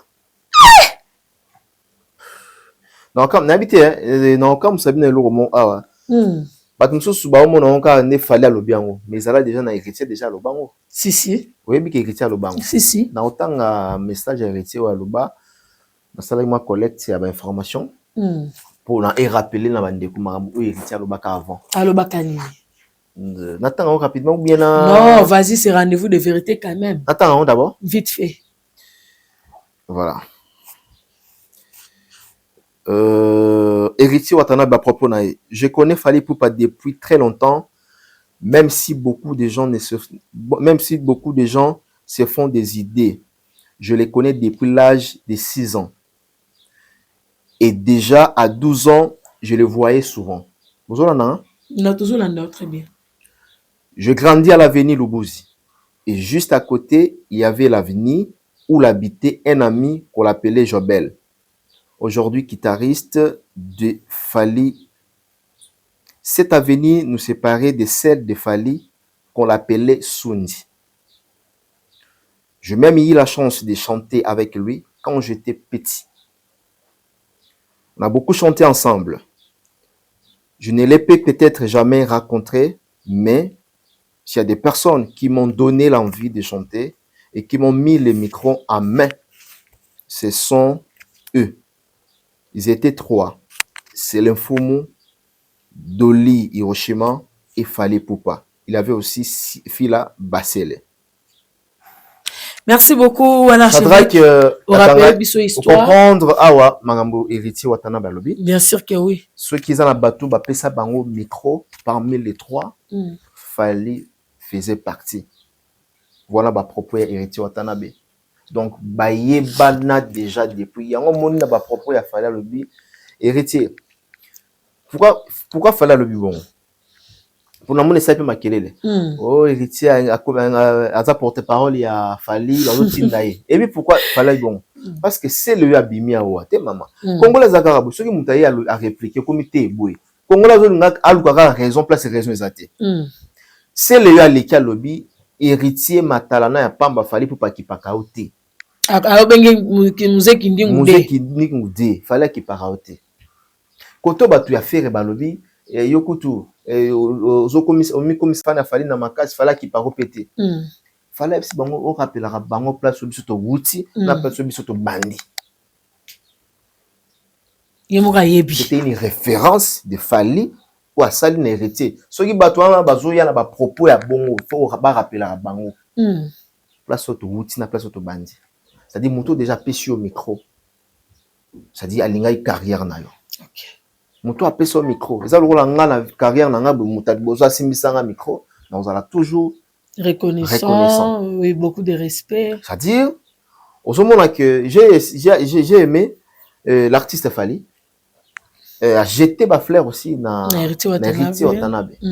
Non seulement na héritier Watanabe, le Spiritas bazala qui certifié davantage et pas à Fally Ipupa. Pour toi, quand tu fais un mboko, tu dis que les Spiritas vont à 40 ans. Mais si tu aigle, il y a un côté de Fally Ipupa. À saluer Spiritas. Il y a un monde entier. Et il y a des Spiritas à 40 ans. Spiritas baza plus ébélé. Merci beaucoup, archevêque. Nous sommes en train d'évoluer.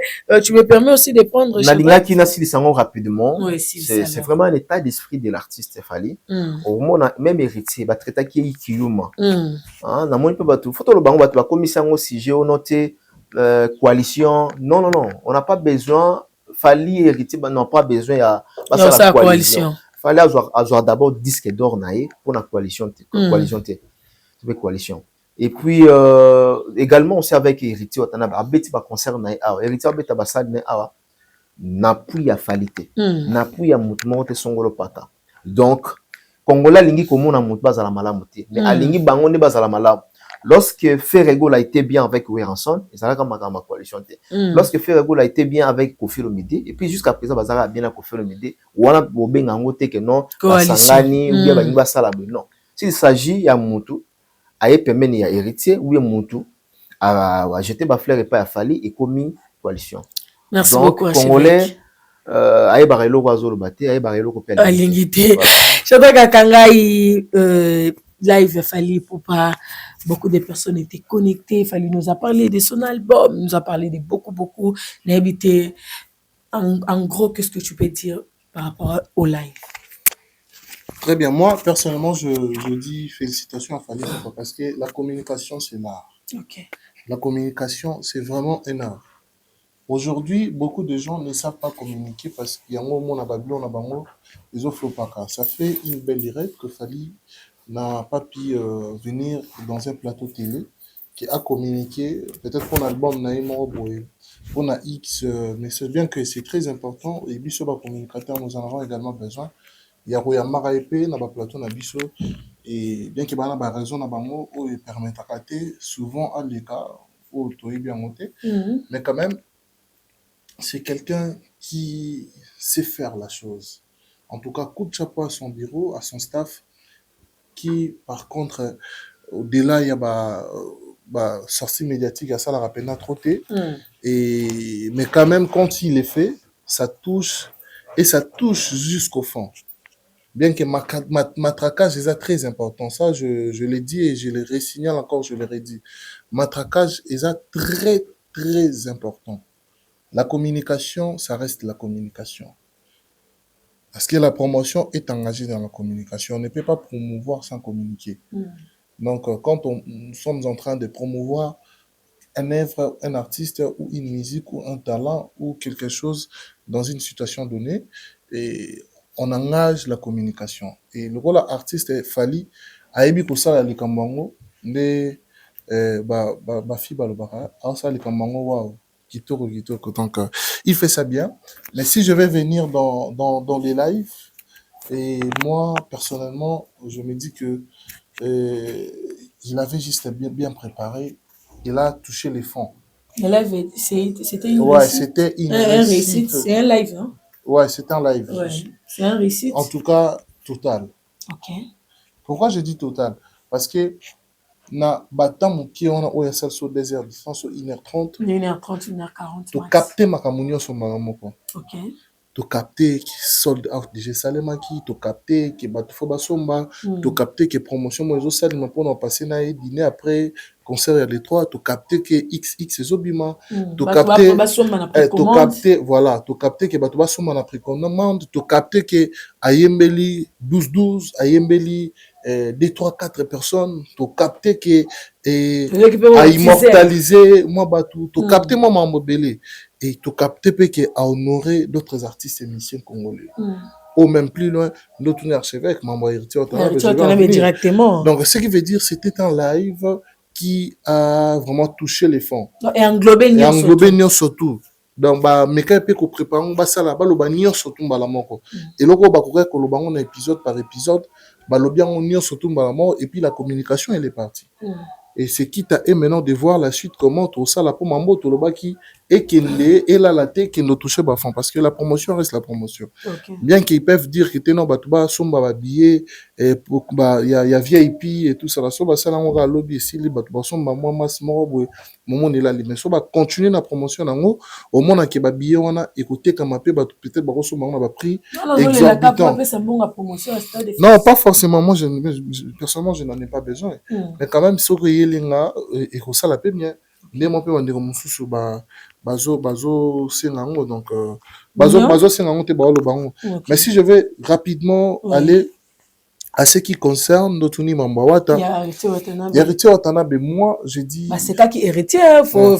Il y a on a ina loba, il y a on a ina loba. Benga ke yuma, kitisi esprit moi na wenge ndenge nini, okende ko jeter ba éloge, okende ko encourager Stade de France à Fally.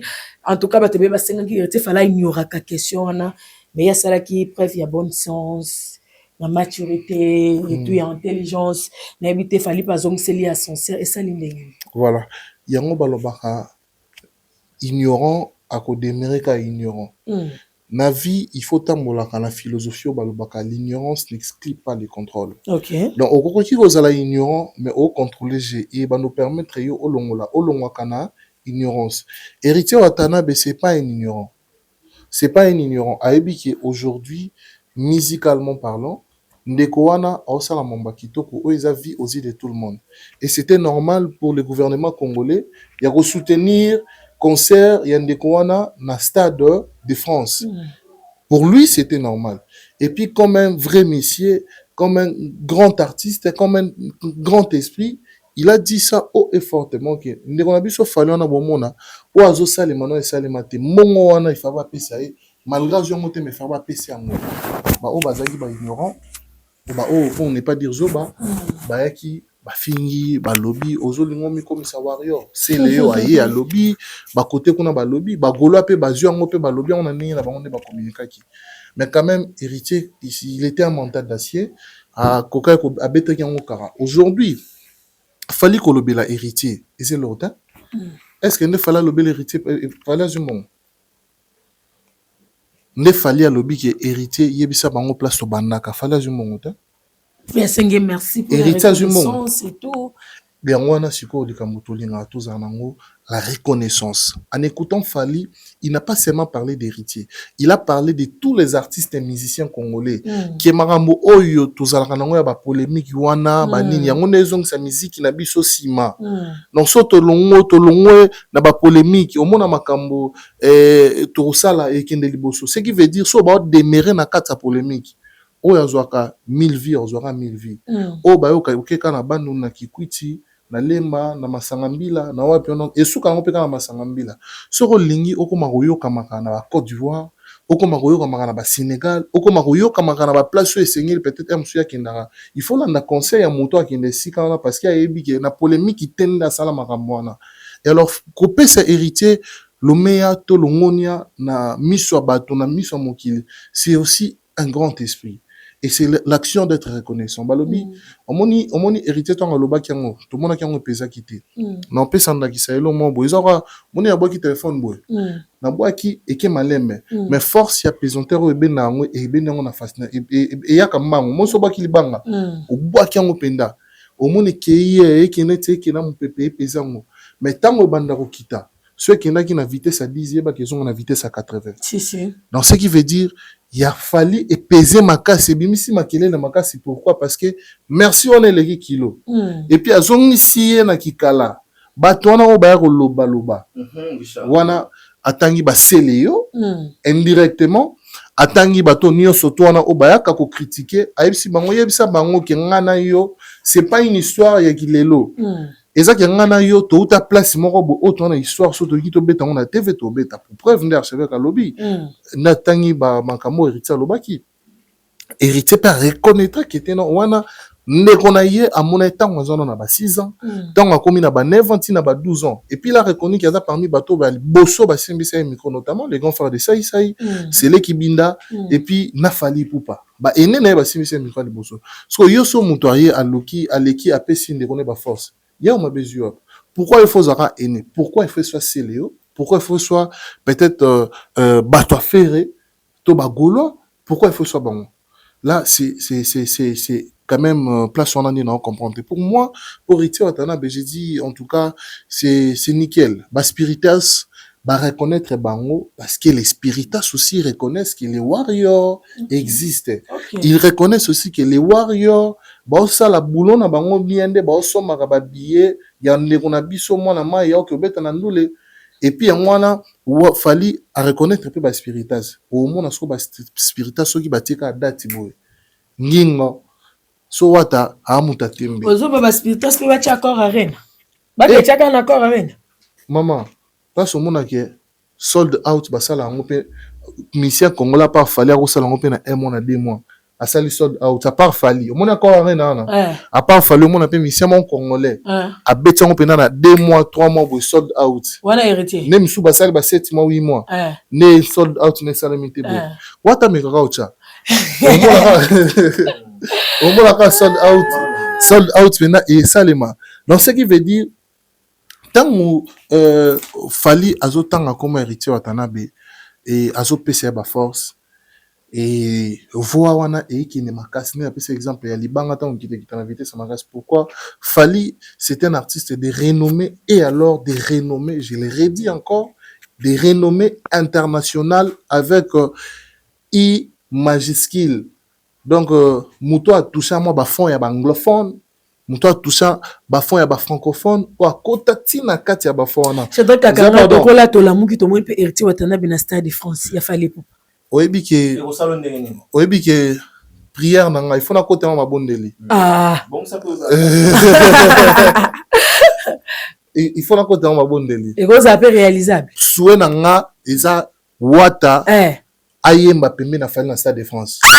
Je te dis. Pourquoi me donner niveau comme moi c'est une bonne idée. Ah, c'est que vous pouvez moi. Non, Nazo en tout cas, Nazo partageait le même avis avec Shadrach. Tout le monde a héritier Watanabe, n'est-ce pas? Même scène. Même scène. Même scène. Même podium. Ce sont des artistes. Ce sont des artistes. On crée nini. Fala Malabendo ta. Malabendo. Fala Malabendo. Mam Nozolo ba. OK. Mam Nozolo. Héritier Banzembo ya Fali Bele. Ah bon? Il fallait payer Banzembo héritier. Imaginez ce qu'on a Stade de France. Deboro Simikoto yo. Na ba point faible. Na se retrouver. Voilà, ba warrior so bazonsi. En tout cas, moi aussi j'aime la beauté de l'art. C'est la beauté de l'art. La beauté du droit, la beauté de la science. Aigle, pardon, la beauté de l'art. Ah, c'est vrai, Natina Aigle message. Senga yaya. Aigle. Tu as dit que liste est belé. Ba whisky ba na posa baya.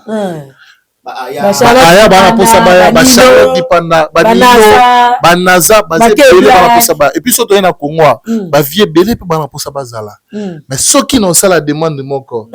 Si ce sera si cette demande que l'artiste héritier Watanabe a causé dans la podium, en tout cas approuvant. Et que ça la elengi moko. Non mon atte que héritier peut-être un morceau soit bâti prouessement qui tourne en carrière naïe, mais je vois la beauté de la rumba congolaise. Si. Voir héritier Watanabe à côté ou sur les mêmes scènes avec Fali Poupa et puis wapi na Stade de France na lisolo nini yande konaye o ya simisaka miko pour la première fois. Après c'est sous éclairage na salle il y a 80 000 francs, 80 000 places dans le Stade de France pour la première fois. Ah, Wata. Quelle histoire! Merci beaucoup. Donc, on est en train d'évoluer. Pour moi, c'est quelque chose de bien. Nous courons derrière les top, please, s'il vous plaît. Il faut que nous avancions. On va aussi parler, parlons un peu au cours du live. Ajouter vite fait. Petit solo tourné par rapport il y a invitation sur les choix il y a héritier Watanabe. Je suis très content et mon héritier le jour là sur les podiums, le même podium. Très content et puis pour jusqu'à présent nan na sombi biété na zelanga somba biété faut pas sombelanga nga somba biété. Donc nga sono qui ne conseille na somba biété et pourquoi na somba biété on tient compter. Mais éviter que Bawario bakoki ko sombelanga pe billet na ke poto. Mais ça problème déjà que Baloba il y a première date ici là. Parce que souvent ils ont fait la première date. T'as bien. Yo ba bien y avion. Moi je suis journaliste nga biso. Tozora badge na yebi. Archevêque nous courons derrière les temps. On tient maintenant confusion. Tika na moto éclairci calme s'il vous plaît. 2 minutes. Vous avez journaliste, on a droit à son billetté. OK. Ba concert surtout, il y a ba musicien, tout journaliste on a droit à badge. Alors, surtout dans le moment où on effectue des déplacements. C'est très bien. Déjà on a félicité il fallait pour la considération pour la journaliste et puis héritier Watanabe pour la considération de journaliste. Et puis voilà. Alors bien il y a billet avion, toi billet. Non, billet concert, billet concert. Angali Garvey. Ah, concert bonne chance. Bonne chance. Bonne chance les 14. Il na mon peu wata combien là il faut répondre hier les solo mo pas ou rappeler nga vous ça bien. Pour what égal bon. On a commis déjà bossé que naza bon. Na chiko. Voilà. Wata na PC bambote mutunanga wapela mutunanga. Mutuna biso. Mutuna lelo za. Ata lelo lobi ya biso. Na koma na kinda ikupa wata. Tina koma ménager ka. Ah, vu que bino bato boye na génération avançons boye na vitesse makasi boye na génération TikTok hein ya vile kila yote boye na génération TikTok bino na ba Maria na banani bashimene banani susu Ralia naibite wana naibite apesi betina Ralia mbote nani Jemima Kokonzo na pesi mbote po Jemima naibaka mingi naibaka Jemima Kokonzo ni grâce ya ndeko na Rachel Kokonzo et puis voyaka bamba na pesi mbote watanga aza dédicace ba TikToker alors ngana na olinga lisusu après invitation ya Fally les Robin Secret Watanabe c'est la beauté de l'art c'est la beauté. Papa Wemba fait un featuring avec M. Kofi Olomide à l'époque, c'était Wake Up. Il y a Fally na Héritier Watanabe Rosala ba Meloman, très bien. J'en profite pena Doudou Kinkela 12-12 au Fala Mbele. R yango yo prêtre Doudou Kinkela 12-12. Azwa makambo a main. Toza na posa featuring ya Fally na Héritier Watanabe. Héritier azo Mbela Doudou Kinkela nzembo, Fally pa Mbele nzembo. Ozo mona ala facilité wana parce que Doudou Kinkela 12-12. Voilà. Asangisa bango. Et ça la bien matais. Voilà. Et puis kara yete nani lisusu na Voché Nseka, Voché 5. Na Voché 5. Voché 5. Voché 5. Ah. Nena. Voché 5. Yebe fala Mbele hein? Yeba Mbela ye, mutato farate $30,000 na podium ya Héritier. Voché Nseka. Alambong. Il y a des gars. 30,000 na podium. OK, yebsa nini? Mta faroté 30,000 na podium. Problème te yesu azu combien déjà? Nani? Yo. Oh, wana mutu nanga ezo ya. Ezo ya. Photo zela. Napela ina ndima. Napela ina ndima. Bato wana ba mekara ba bongo te wana démon. Wana monsambongo kutu baboya kete. So yo limi ana la. C'est que yo so zui biso peto. D'accord. Merci beaucoup, archevêque. En tout cas, nous peut souhaiter ça a vraiment plaisir. Pour chiter, on est déjà à la fin. On a pris beaucoup de temps. C'est rendez-vous de vérité quand même. C'est une photo l'obatoya qui va pour se toyer comme bondo. Fally Ipupa lobi na album na XX a immortalisé Batubele. Oh ya sepe la rana bango. En tout cas, ache vena biso Joski et alobi pe mewe. Achepe me ma chérie allez le comment alobi pa Joska senga ki na famille pa mewe pa zo ki autorisation et pas so Josu ina nipe kuna alobi pa senga ki na famille pa linga ki ba contradictoire te ta la kaka et alobi soka che te vedi asenga ki bongo soka ba che te yango de bato balobi c'est qui bazo zela pe amona pe interpréter pe nzembo mo ya Kofi Olomide po eza bisika oyo epesa ye lumière au monde entier yeba ye eza penze sika makambo epesa mila na éviter tu partages la vie à bato balobi bongo abiso ka chete biso na chete vedi ça la chete na éviter ce ko lingina yo ki donc so ba ninga seka ki kaka on parti c'est belo na linga yo que na chete donc Abeni wa Gianyawa. Je réponds rapidement.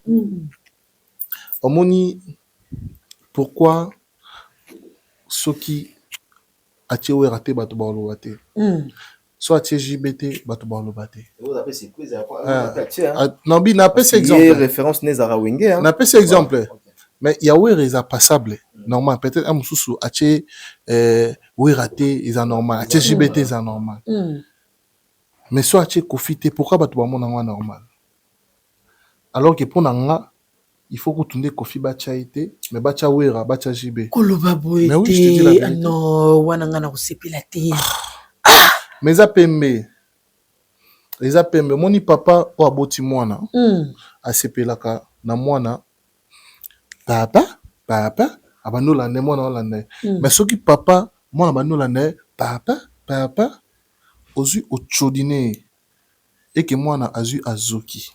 Mwana wana vina mobimba mona banoya papa so amonio so surtout so ngulu so mona anguluma so azokima ebinde so baluka kimaka mbangu lokolo nini omoni okandoki donc voilà pourquoi la même on a réflexion là sans se voiler la face avec Kofi Olomide, qui est une légende, et la légende Fally Ipupa.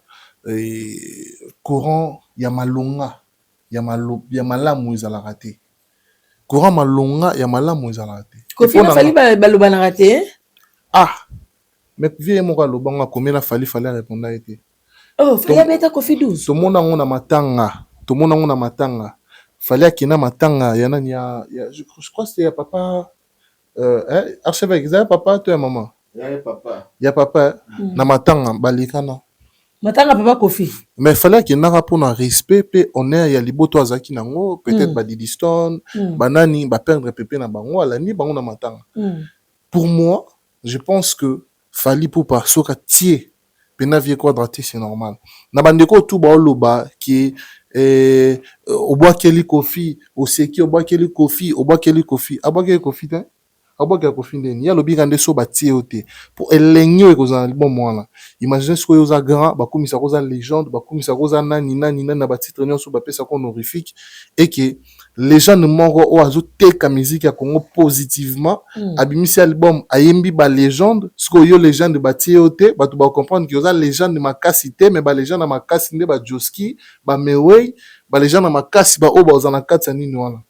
Ce qui veut dire il faut cultiver la paix. On sait jamais on appelle surprise mais fallait abimisi ba siko place wana siko ngai na ozapenda ki na moni ki teno Fally c'est quelqu'un oyo lelo il faut qu'il azale le seul et l'unique ambassadeur de la paix. Pour mutu so asali mamba bongo na mona ke mutu alinga pe na mokili na misi na ba misi ko le kaya zate. Bien au senge parce que déjà ayema non ayema alinga kakutu te zara banje mona ba kila moko ayema ngona nani yango ba senga droit de terre mais yona absolument na beta histoire mon la kinda omoni il faut toujours que le climat de paix alaka moni nganzimbo ya Airways na yeba on a quartier latin te. OK na yeba un jour fallait simba guitare na confinement a beti beta ima banduke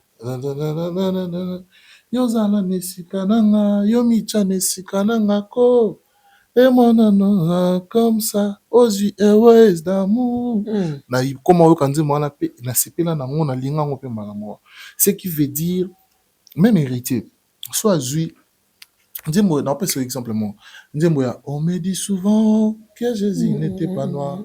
On me les répète qu'il était tout blanc. Ba te belé ba yo rabandi mwana mais ba loba na ba yo ko monter ba ba monter mais jour héritier watanabe a immortaliser ka kulut na biso lifoko du ciel na nzembo wana na émission sala na Denis Lesi au mona ke batu ba pesa attention sur makasi na banzembo wana autrement et booster PV lifoko du ciel parce que ça ba génération actuelle et puis ba génération oyo bazo simbi flambeau o bas influent et ça ferait du bien comme on a que artiste de grandeur ya Fally a immortalisé papa na yé musicalement Kofi Olomide et que ça les sengoming mais moi ça les mesate parce que climat de paix exacté mais ce que ça l'a mis au monde que moi na malgré parce que la réalité c'est belé au soutenu tout le banc tout le bas oui bien que Loba j'ai pas envie d'aller Loba Shadrack vous a rendez-vous de vérité mais Shadrack Loba koseka wana et le belé pour tension batu ba osala là c'est vraiment c'est ce qui nous voilà. Donc, pour la suki nanga, mais c'est vraiment quelque chose de bien. Donc, voilà, peut-être la mouké Kofi Olomide na stade de France, ko sala kaka plaisir makasi. Oui, babo pena abota ma baba. Abi atandi baloba papa ti. Alo tasko na nduto oloba auto ringo la ringologie. Ah, je vais qui m'a dit le kamba. So ala boki, aga bimisa mo ala. Ebi mate ndo toi baba pena basuka na baba. Je te dis. On fait aux Athènes à Stade de France. Bon, ngai na quoi ajouter que voilà. Par rapport à Nzembo Lobi, ce bois qui était bon, moi j'aimerais écouter Kofi Olomide au Salabian. Bon, peut-être Fally a dédié Nzembo moko pour la légende. Dans la logique, Ça pourrait être comme ça. Ok. Dans la logique. Mais peut-être l'artiste a des raisons, entre guillemets, oui, Mokoyebi. Pourquoi ne pas... Abe cheba o alingaka. So mona chiote se kalingaka yote. Tozela ngo comme na suka. Soki akotia Koffi Olomide, wana tomber maintenant na ba pensée na biso, bien na ba souhait na biso. Soki akotia Koffi Olomide, peut-être qu'il a raison, c'est raison, oui, ça là que non. Atia Koffi Olomide. Akoki ochaye. Bato ba lekela wana quartier la tente de pesa et lumière. On sait que je sache, j'ai été une fois avec Fali. J'ai été aussi avec Koffi Olomide. Ils a passé. Bon, les journalistes connaissent tout, mais ne disent pas tout. Na boina lo bamanga bébé. Mandela na sali bien. On réfléchit le monde ça que le loko ya. Na Koffi, na Fali, c'est possible tout ils a passé. Archevêque. Ils a passé. Na lina interprété makambo ele oyo na okate. Mais ils ont passé. J'étais avec Koffi, j'étais avec Fali. Secret professionnel. On a je les journalistes connaissent tout, mais dis pas tout. La télévision. Nayoka, ils ont passé. Ils ont passé pour que ba dédicacer Koffi Olomide. Et à moi passe. Maintenant parce que les locaux c'est le yo, peut-être bon mon yangote a commis a obi li bala yena na faire rigolo les naturels. Alobi boy bolingo ba foxa kate yanga na faire rigolo eza naturel. Kananga kangisa binemi pamba. C'est une provocation et puis eza matumboli mal placé. C'est le yande konanga otika biloko bazua oza mukolo c'est concentré dans la musique nayo on a repris ça me pousser en voilà. Merci beaucoup archevêque. Moi aussi je dirais un grand animateur oh ya ya Asumbi Didi oh ya ya alegina na succès yo alegi c'est là na succès et là express le asala express la kinda tango baba express na bon on peut ça micro express c'est le asala atika ba chef d'œuvre ti lelo na ba maison mère ba betra ngona ba concert atika nini Mana bandi mabe bilageli mabe asubeli kwa oyebi un moment donné botika okomisa mutu esika ona akomate atika chef d'œuvre vraiment te selio ayema na kati ya maison mère un point intérêt. Merci beaucoup, merci. Selio oye kokaka kokende kosima mama ba couche ya libanda babeta yango ata na ba concert na minene babengisaki comme invité eza orthotanasie malade kotinga na nzoto zosaki nani papa na DMC seconde mwana mpepe nango ka esila nango. Merci beaucoup, on est déjà arrivé à la fin. Shadrack Kakanga, le garçon de la presse, Fali Poupa, diront les lives en tout cas du début à la fin, performance et l'équipe Enza Kitoko Makasi na mona ki papa ça qui force na Baby Diaz, force na Jay Piana, moi na Jibin Piana, na moni pe na jeune frère na ye Gez Mawete. En tout cas, c'est ça qu'on veut promouvoir de l'amour. Né tout le monde en Nigeria ba évolue à pourquoi pas biso et ça qui est vraiment plaisir makas. On est à l'attente de l'album XX avec bimse la biso na nos 20 et puis et ba masusu ma démon so ba 3 mon sol 10 ans. En tout cas, Ouezali Kama tozo zelango, on est arrivé à la fin avec salutation vite. Merci. Ma critique na bino toza na pour ça.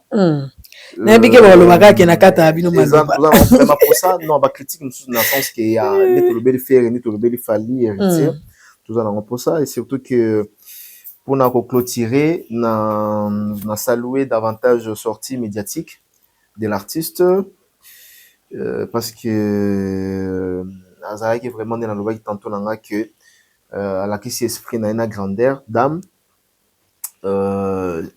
Une sortie médiatique sans polémique et puis sans clash.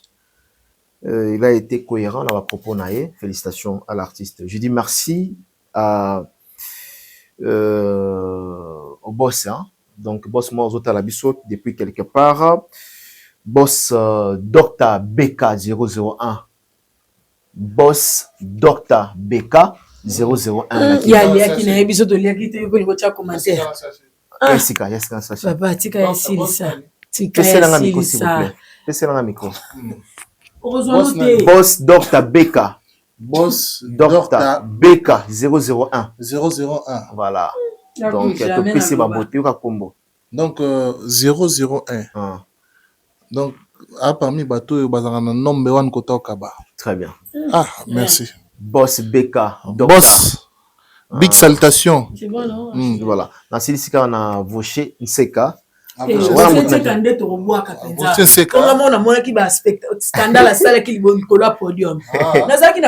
Voché Yabanseka. Total respect. Jeune garçon, jeune. Il est trop jeune. Mais mon foukou est allé. Mufukulu wa mbongo. Mufukulu wa mbongo. Zamba pambola zamba bénir yo. Je pense que nazo sepela la je crois sur le lettre lobby. Donc voilà. Pourquoi pas la plus réel Tozo sepela. Tozo sepela. Autant l'émission au monde un peu biso peto sepeli na eti. Voilà, ça va. Tozo sepela kasi. To silisi. La kinda yo. Merci. Drai mabaya papa na anaela kena mabaya na pesi mbote na sœur manga Clarisse Muyembi ya Gilenga Ntiebe big salutation na Joe Biba appel sort na pesi bambote belé sans oublier les véritables les seuls et l'unique Yawili Musheni yekande tozalaka il faut na musika Yawili Musheni donc papa social azali pe azozala kaka. Donc, il y a Willy. La République démocratique du Congo. Il y a les République. Et puis, depuis 1994, so 89. Il y a Willy. Pardon. Il y a Willy. Musicien, merci beaucoup. Nous sommes arrivés à la fin. Fidèles abonnés, vous nous suivez sur Lakinda News, sur Africa Lengi, sur Kissinjora officiel. Abonnez-vous massivement, likez, commentez, partagez, donnez vos avis, vos suggestions. Richantez ça derrière la caméra. Shadrach Colony au régie finale. On se dit à bientôt.